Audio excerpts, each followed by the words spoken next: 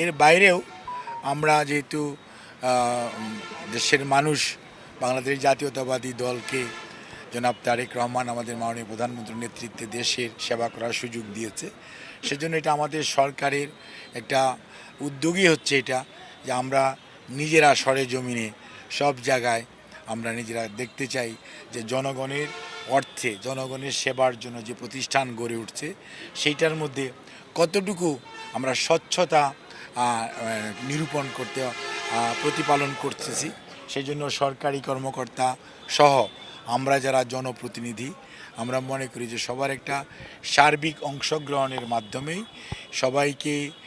সাথে নিয়েই একটি জবাবদিহিমূলক অবস্থান বা প্রশাসনের এমন একটি অবস্থান নিয়ে এবং এটা যে কাজটা হচ্ছে কাজটা সঠিকভাবে কতটুকু হচ্ছে এটা একটু দেখার জন্য আমরা এসেছি।